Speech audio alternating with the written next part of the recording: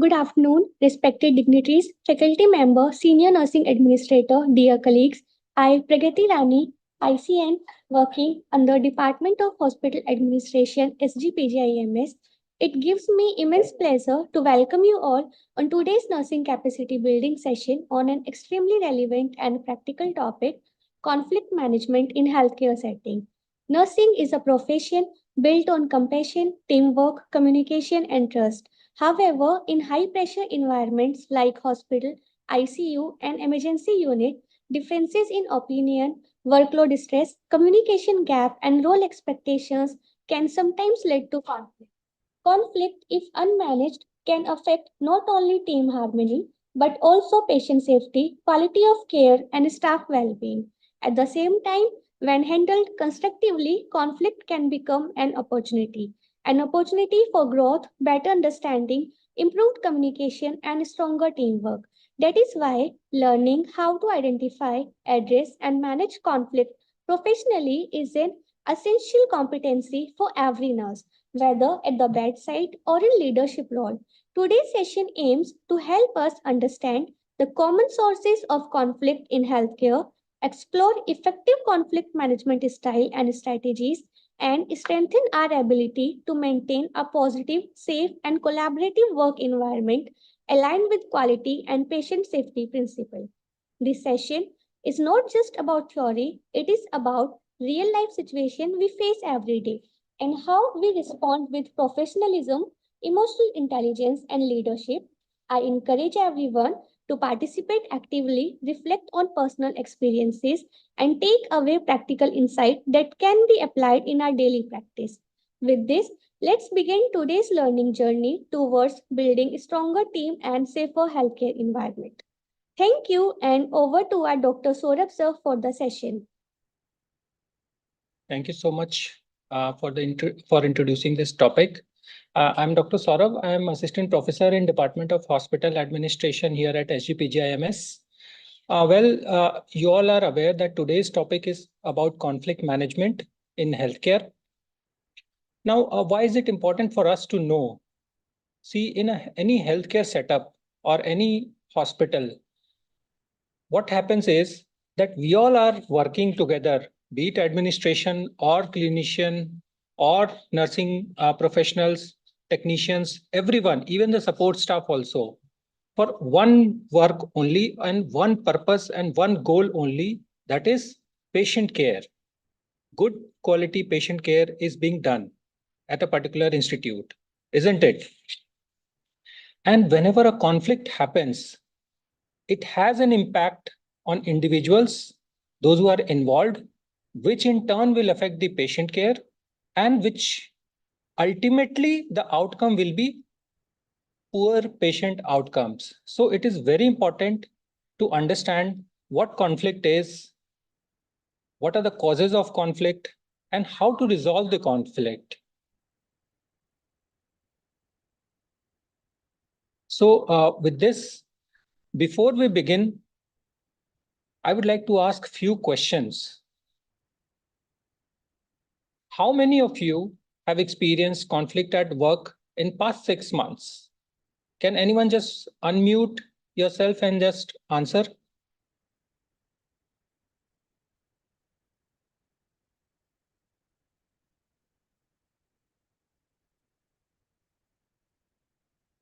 Am I audible?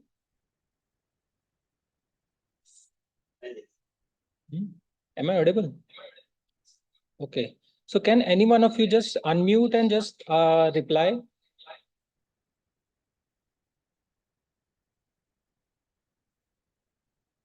नहीं? Chalo.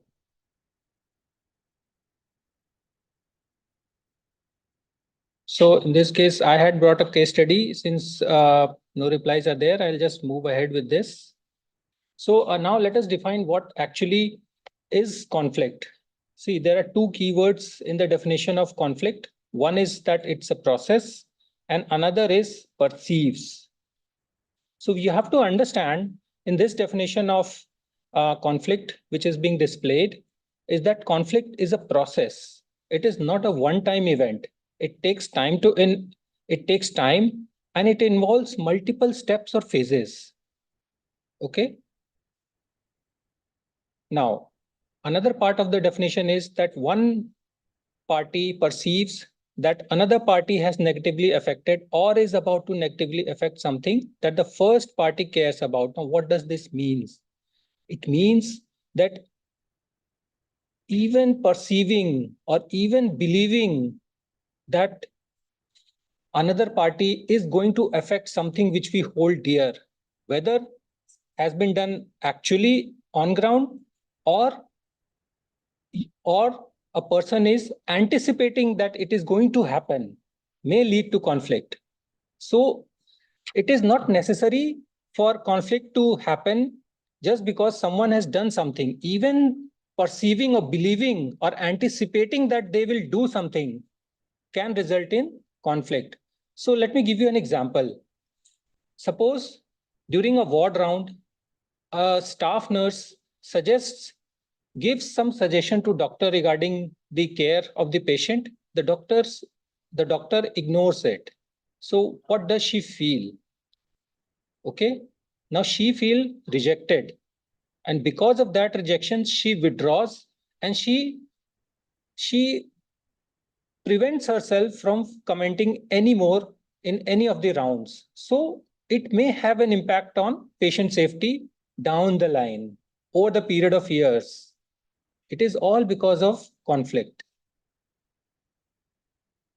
Now, when we move on to the levels of conflict in organization, the conflict can rise from within the individual, that is intra-individual, to between two individuals, that is interpersonal, or between two groups, and organizational as well. So let us see what are the causes for intra-individual conflict. So basically, intra-individual conflict arises due to three main reasons. One is conflict due to frustration. So I'll go one by one. Okay. So initial reason is conflict due to frustration. Now, as you can see in the image, that if someone has a need that they want to achieve a particular goal, okay, so goals can be getting additional staff, getting additional resources, or anything, or your promotion, good grading, okay, getting selected for training program. It can be anything. And they have a drive to reach that goal. They are working hard to reach that goal and they encounter barrier. Some barrier is put before they reach the goal. Okay. And these barriers can be covert or overt barriers. Overt means it is outward barrier, which is in the environment, not within the individual. And covert is the barriers within the individual. We will discuss this. So we will discuss this as we go along. So when the individual, they encounter barriers, it leads to frustration. And when an individual gets frustrated, then he may use defense mechanisms to deal with the frustration. Okay. And the defense mechanism that an individual can use is aggression, withdrawal, fixation, or compromise. So now let us see about how aggression is targeted or how aggression plays out. Now, aggression, when the individual is frustrated and use the defense mechanism of aggression, it is impacted by many factors. One of the factors is individual difference. That is, suppose if a person is angry by nature, okay, and he has got poor self-control related issues, or there is some situational factors like interactional justice. Now, what is interactional justice? Basically, it is how fairly with an individual or with respect or with dignity, okay, individual is treated by the authorities in an particular organization. What does this mean? It means that how your superior, say for example, a staff nurse is there, and how sister in charge of the ward is treating, or whether treating the individual with respect, fairness, or dignity. This will also have an impact on whether the individual will use aggressive defense mechanism. Now, another is abusive supervision.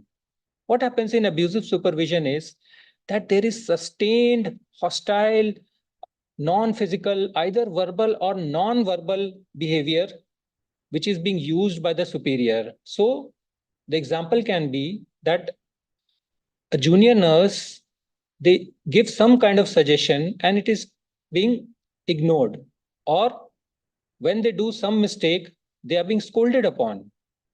It may also result in violence. So factors, they do interplay. Now personality also has a big role to play when it comes to aggression. Okay. Now, how to prevent this and how to manage this aggressive behavior? One is that the organization can implement violence prevention policy and training of the individual. Training of the individual in the terms of how to manage your anger management, what to do when a staff is angry and how to de-escalate the situation. Such kind of trainings are very important. Now, another defense mechanism is withdrawal. When an individual who is frustrated and he uses the defense mechanism of withdrawal, so what can happen in this? The staff will be apathetic. उसको कोई फर्क ही नहीं पड़ेगा, to be very honest, because they are frustrated. कोई कुछ भी करता रहे, मैं तो ऐसे ही काम करूंगा. It is affected by perceived organizational support and personality variables. Perceived organizational support means when an individual believes or perceives, if they are not getting any organizational support in reaching their mission or in reaching their goal, then they will become frustrated and may use withdrawal also. Now, another example is fixation. Okay, another defense mechanism is fixation. Now, what happens in fixation is that individual who is frustrated, he becomes, or his behavior becomes bureaucratic, and he becomes fixated on the particular obstacle or barrier. For example, consider a scenario when a patient needs an urgent procedure and few documents are not complete involving consent. So in case of emergency, usually consent is not required for saving life. Okay, you can do the documentation later, but the staff delays the surgery because paperwork is not complete or consent is not taken. This may be one of the example of fixation, that his behavior is bureaucratic. Now, when an individual uses defense mechanism of compromise, in such case, what individual will do? He would like to make mid-career changes. He will just bypass the whole barrier and may resign from the job and go and join a new organization. Or he may start living outside the job, which means once an individual cannot achieve motivated goals on the job, they will seek fulfillment outside of the job. Okay. So now let's move ahead to the second reason of intra-individual conflict is goal conflict. What happens in goal conflict is here motives block one another. And there are three ways of going about it. One is approach conflict, approach avoidance conflict, and avoidance conflict. So what happens in approach conflict is that individual has to choose between two positive goals. Okay. And when selecting between these two positive goals, they have conflict, inter-individual conflict या अंतर्द्वंद जिसको बोलते हैं. So example being promotion in one organization or higher pay in another organization. ये दोनों ही lucrative option है कि promotion एक organization में मिले but pay rise ना मिले, दूसरे में promotion ना मिले but pay rise मिले, isn't it? So these are two positive goals.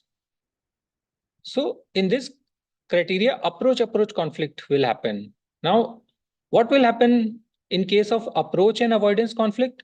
In this type of conflict, one particular goal will have both positive and negative aspects about it. How to choose whether to pursue the goal or not? This will result in conflict within an individual. So, example can be that promoting a nursing officer to a post of nursing superintendent in some organization or chief nursing officer. So, what can be the positives of associated with this promotion? Positive can be status that comes with being a nursing superintendent or CNO among the peer group, among the nursing fraternity in a particular hospital, and they will get more authority. This is the positive aspect of it. When you look at the negative aspect, there may be increased administrative workload, increased political and administrative pressure to perform. So this may create, because such kind of goals from far, they look positive, but as you go near to that goal, then the negative aspects also, you start looking for it. And then the conflict arises, whether should I pursue this or should I abandon this goal altogether? Now, again, the next is avoidance conflict. So what happens in avoidance conflict is that you have to choose between two negative alternatives or negative goals. Consider a situation where in a ward you have staff shortage. So what do you do then? Should you work overtime without being compensated or leave the patient load unmanaged? What do you do? So deciding that can lead to intra-individual conflict. Now, another reason for intra-individual conflict is role conflict and ambiguity. See, we all play, every individual, being a male or female, plays many roles in personal life and in professional life also. What is a role then? So role is defined basically as a position that has expectations which evolves from established norms. For example, sister in charge, becoming a sister in charge of a ward. Okay. It has certain expectations what sister in charge of the ward is supposed to do and not do. So when an individual assumes that role, they have to perform all those activities. So there can be a situation where there is conflict between personal values and the expectations of the role. Isn't it?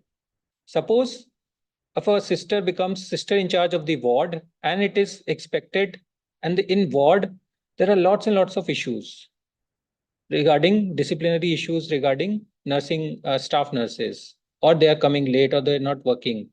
It is expected that she is strict and streamlines the thing. This is the expectation of the role. But personally, she believes, he or she may believe, okay, that being too strict is not the solution. So there is a conflict between personal values and the expectation from the roles. So this can give rise to conflict within an individual. Should I be strict or should I be relaxed? Whether they will listen to me or not. Now, the second reason is conflicting expectations within same role. I'll just give one example for it. Say, consider a situation of a junior resident in a ward. Okay. Now, what is the expectation from the junior resident? Who all can expect what from a particular given role of a junior resident? Is one role, junior resident? Consultant can expect that prioritize academic work. Nursing staff, what they expect is be available for immediate clinical decision making. Patients, what they expect from a junior doctor is to give detailed counseling. And what administration expects is that he should be able to complete all the documentation. And whatever documentation he is making should be complete in all the sense.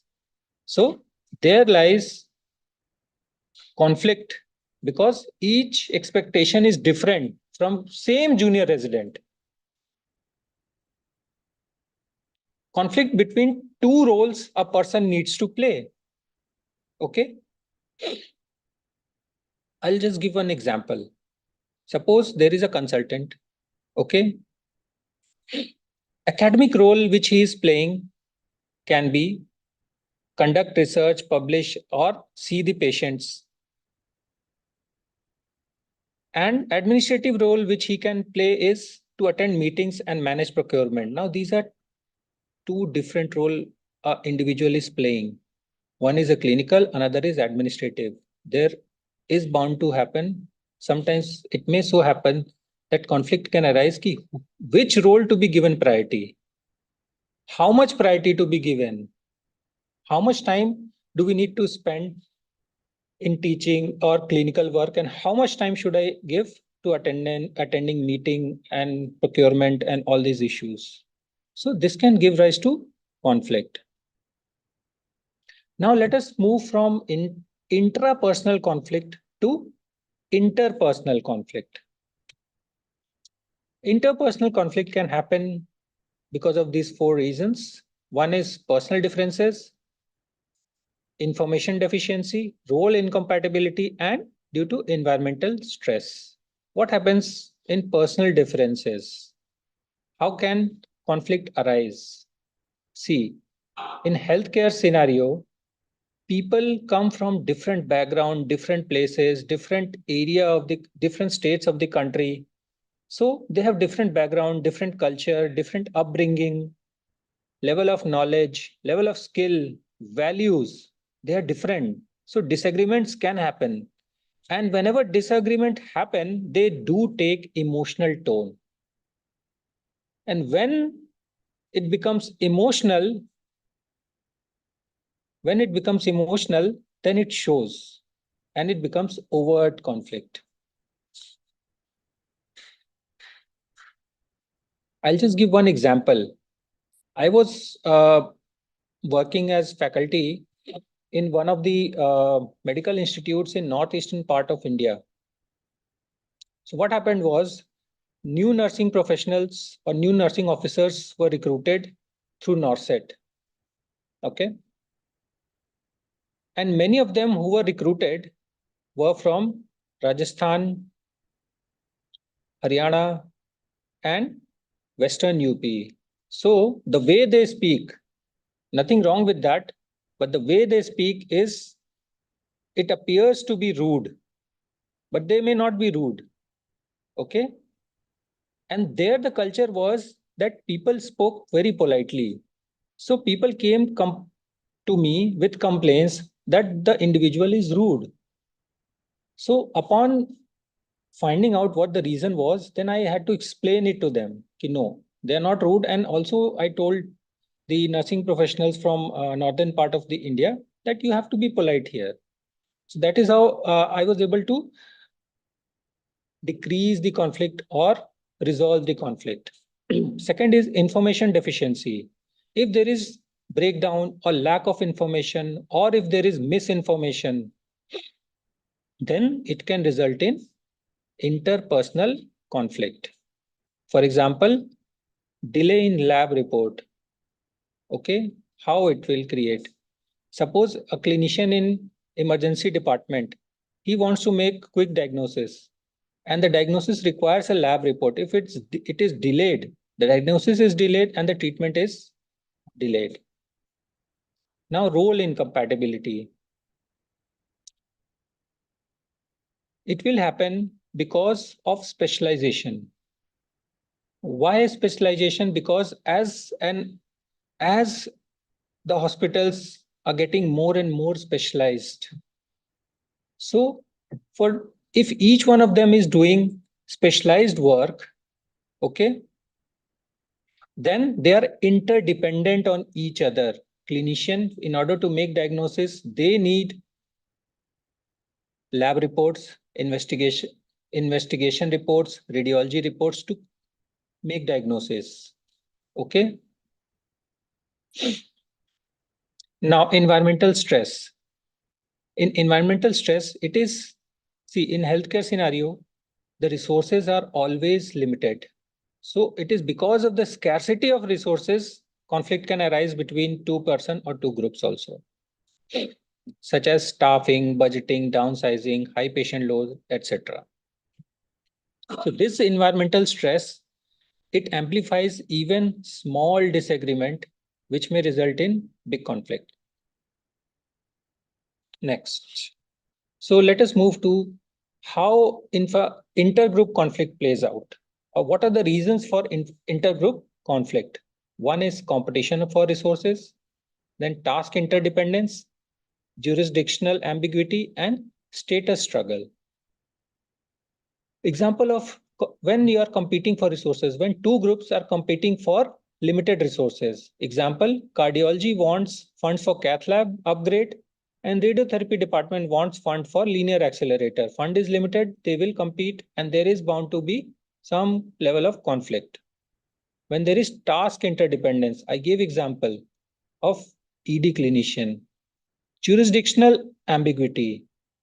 When the role or authority is unclear, the groups fight over who is responsible, who gets credit, and who gets blame if they're doing particular work.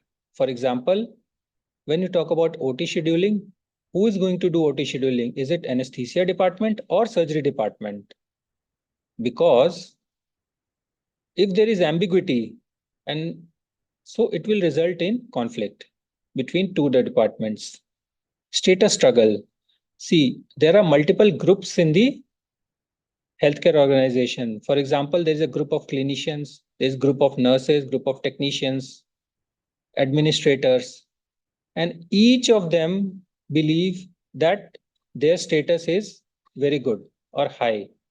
And conflict occurs when one group attempts to improve its status over other group. Okay. For example, doctors versus nurses, isn't it? Clinicians versus administrators. It frequently results in conflict in the organization. Now let us see what is the transition in conflict thought. See, over a period of time, the concept of conflict has gone through various transitions. Earlier, people used to believe that conflict is harmful and it must be avoided at all costs because it is going to reduce the productivity. But the interactionist, later on, the interactionist wave came and it stated that conflict is not always bad.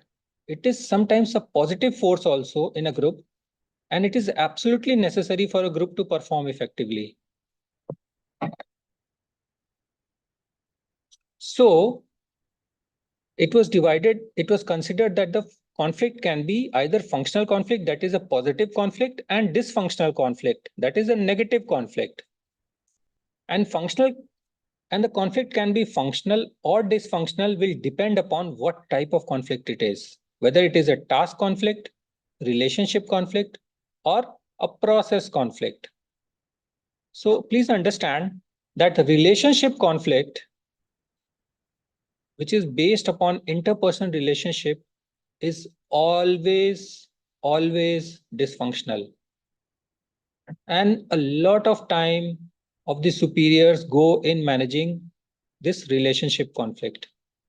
Some amount of task conflict and some amount of process conflict in moderation can be positive to certain extent and for a specific job or for a specific task. Apart from that, they are part of dysfunctional conflict.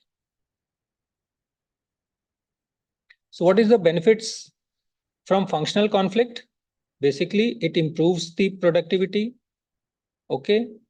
It causes careful consideration for decisions, increases the information available. So when functional conflict happens, suppose a treatment decision is supposed to be taken, then people will question what next to do, how you can go about it. So when these type of questions are being asked, then new information will come up, and with new information coming up, you can take better decisions. And this also provides opportunity for creativity because you will. Okay, so now let us move to dysfunctional conflict. So what will happen if dysfunctional conflict is there in any organization? You all know dysfunctional is a negative conflict. So it diverts energies. A lot of energy is wasted, time, effort is wasted in managing them. And whenever it happens in a group, the conflict, the trust is gone, the group will not function properly, and it all creates negative environment, and it will have an impact on productivity. Now, for productivity, when we talk about healthcare scenario, it is patient care and patient outcomes. So when we talk about conflict versus unit performance, now if you look at the image or diagram which I'm sharing, it states, and you can interpret this, that when the amount of conflict is low, then also performance is low. And when the performance is high, when the conflict is high, then also performance is low. So in order to have best performance, you need optimum level of conflict. And why is it so? Because when the conflict is low, what will happen in a group or a unit? People will be apathetic. पता ही नहीं, फर्क ही नहीं पड़ रहा है. They're stagnant. They're not willing to work properly. They don't want to change. Conflict ही नहीं है, change करने का attitude ही नहीं है. So performance will be low. Whenever there is optimal conflict, people will become innovative. They will be motivated to work, and the performance will be high. And whenever the conflict is high, it becomes so disruptive that group cohesion is gone. Okay, it is chaotic. The situation becomes chaotic, and the performance will be low. There will be no one will be trusting each other in a particular group. So now let us see what conflict process is. Like I mentioned earlier, conflict is a process. It is not an event per se. It takes time to develop, and it goes through various stages before you can actually see. Okay. So the first step being potential opposition or incompatibility. What happens in potential opposition or incompatibility? Antecedent conditions are present. What are these antecedent conditions? These are those conditions which must be present in order for conflict to arise. It can be related to communication, it can be related to structure and personal variables, which we will be discussing later on. Then the second stage is cognition and personalization. In cognition and personalization, what do you know? A conflict can be a perceived conflict, even though nothing has happened, but you perceive that, okay, there is some form of disagreement.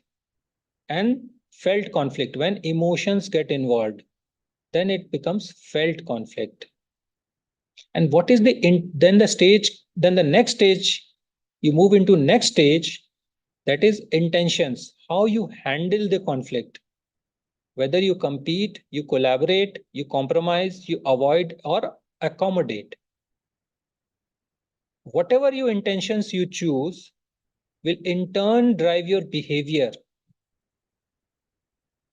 And how you behave will then determine the outcome of a particular group, whether the group performance is increased or decreased. Next. So first is potential opposition or incompatibility. Here, antecedent conditions must be present. These antecedent conditions can be divided into three broad categories. That is communication, structure, and personal variables. So what all factors in communication can result in or can develop a situation where conflict can arise? When an individual or group or the individuals in the group can have semantic difficulties. What is semantic difficulties? When an individual faces challenge in understanding or using the meaning of the words, phrases, and sentences, often manifesting as vocabulary deficits, word finding issues, or confusing with figurative language. It impacts both receptive and expressive language. potentially leading to social or academic difficulty. So people are not able to understand what is being written or what is being said. Another is that there can be misunderstanding or there can be noise in communication. See, when people come from different background, the way they pronounce a particular word will make it difficult for others to understand also. So this comes in the noise. What channel was used? Channel means, suppose if a information is to be patient related information, if you have to convey, how it is going to be conveyed? Whether you are going to write in a letter and give it to clinician, or would you prefer telling verbally, face to face? Because telling face to face can convey much more information than writing a letter or documenting it. Now another comes structure. So how it can result in developing conditions for conflict? If the size of the group is more number of people from different diverse backgrounds, skill level, okay, values, then more the number of people, more the chances of conflict. Specialization of task, more the specialized the task the group is performing, they will be dependent on another group to, to reach the end objective. So conflict will happen then. What is the leadership style? Okay, suppose if the laissez-faire, he is not interested, the leader is not interested, he will only interfere when the problem arises, then conflict will be more. Now personal variables, emotions, your education, your personality type, whether you are type A personality or type B personality, all these will have become your antecedent factor for, or the factors which are needs to be present for conflict to arise. Now let us move on to cognition and personalization. In this, there is perceived conflict and felt conflict. What happens in perceived conflict? When either or both parties are aware about the conditions that create opportunities for conflict. What is the meaning of this? See, consider a scenario where there are two individuals, individual A and B, and they have good relationship between them.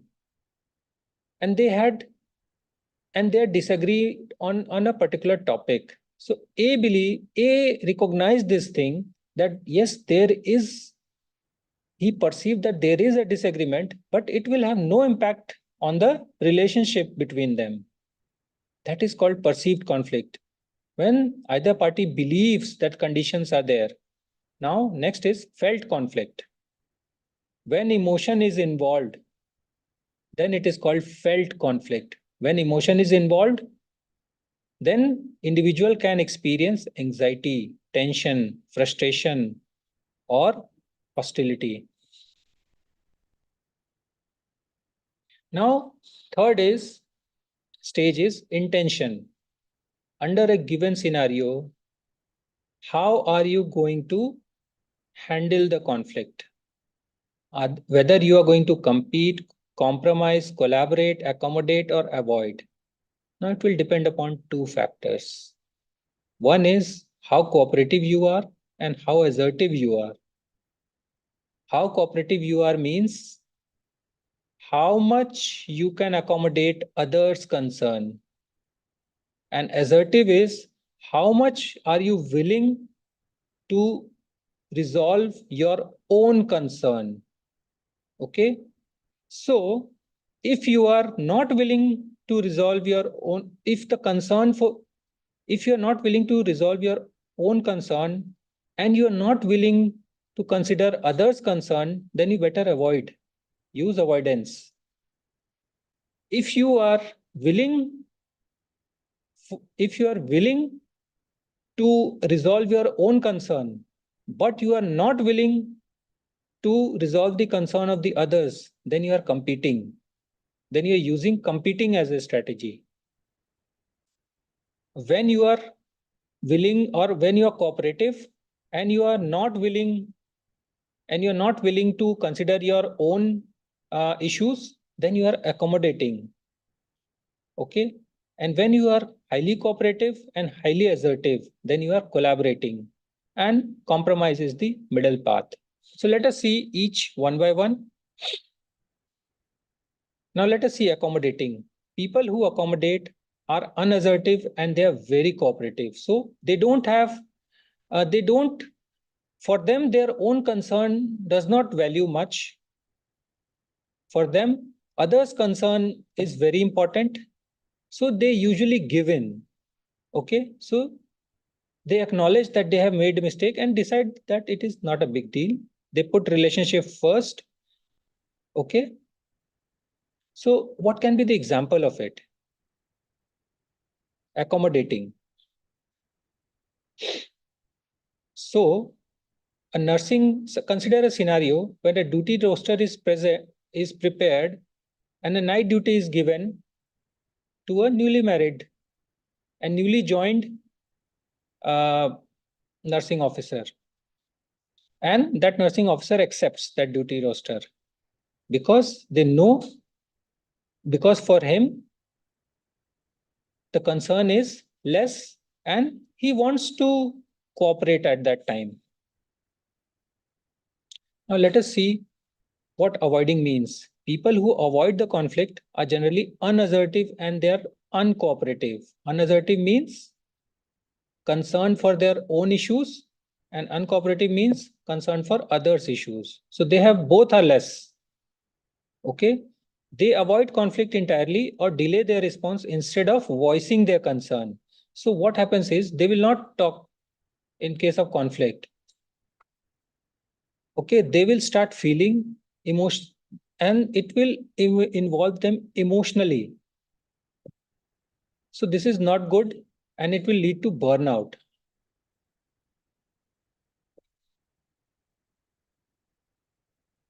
Now collaborating. Now the collaborators are both assertive and cooperative. One example of collaboration being in a ICU, ventilator associated events are increasing. Okay. So it was decided by the department head and the infection control team to sit together and draw out a process map to reduce the HCAI together. So they seek win-win outcome. So it's a win-win for both the parties. Now moving on to competing. People who approach the conflict in a competitive way, they like to create a situation of win and lose. I win and you lose. What can be the example of this scenario? Medical superintendent mandates biometric attendance for nurses despite opposition. So intent is control and compliance, but not the consensus. This is competing. And compromising. So it's a lose-lose approach. Okay. Just an example of compromising is that suppose administration wants a cheaper surgical mesh. Surgeons want the premium imported mesh. So what is the way out? So the decision given is basically to use premium mesh only for high risk cases and cheaper mesh for regular cases. So it's a win-win. It's both sides are partly satisfied and they are both are losing some ground in this. So they are compromising basically. Now behavior. In given now once you have gone through intent, how do you behave then will depend. Either it can result in no conflict or it can result in minor disagreement, verbal threats, physical attack, or destructive conflict. So this can be the outcome. And outcomes can be positive or negative. So then how you resolve the conflict? So there are many ways of resolving a conflict. One is how you solve the problem. And how do you solve the problem? By face-to-face meetings to identify the problem and resolve through open discussion. Then create a superordinate goals for each other. You create a shared goals that cannot be attained without cooperating with each other. You expand the resources, you provide the resources which are deficient, and the conflict will go away. You avoid, you withdraw from the conflict. Now, compromise, which we have seen, each party gives up something of value, or use of authoritative command. In this, the management, okay, MS, CMS, or CNO may, or sister in charge, may use the final authority, formal authority, to resolve a particular conflict and communicates his desire to both the parties. You have to alter the human variables. Okay. How do you alter the human variables? You teach interpersonal skills, soft skills, sensitivity training, empathy training, communication skills, behavior modification training. Thereby, you are trying to resolve a conflict this so that they may be able to resolve the conflict and not become the part of the conflict. Then you alter the structural variables. For example, trouble creators are being transferred, or you rotate the personnel. You create a new role. You expand the resources. You create a grievance redressal system so that their grievances can be addressed and may not escalate further.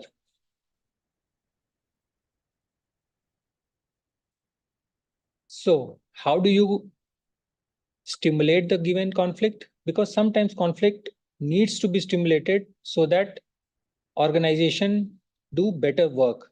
So you communicate.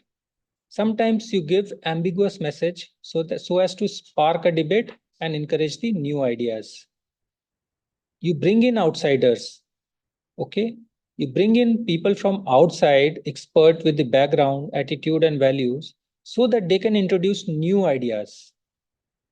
You restructure the organization and you appoint devil's advocate. Who are devil's advocate? See, devil's advocate are people who challenge the majority viewpoint. If majority will say yes, devil's advocate will say no. And so that all perspectives are considered. So they may like to raise issues to which everyone has agreed.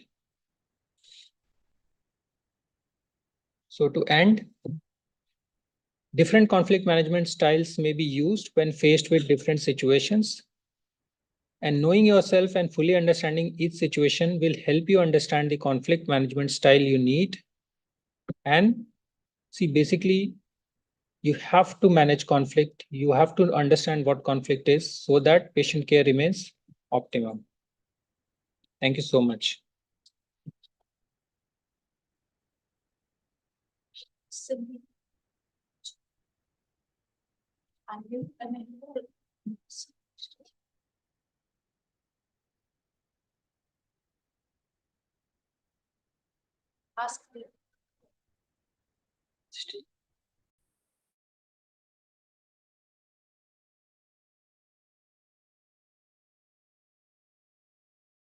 Clarification.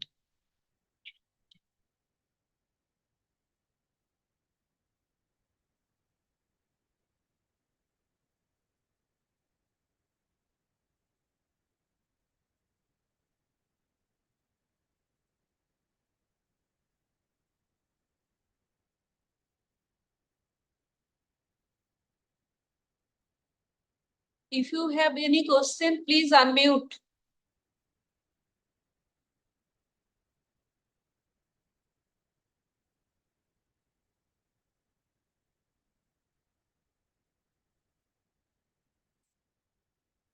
I don't think.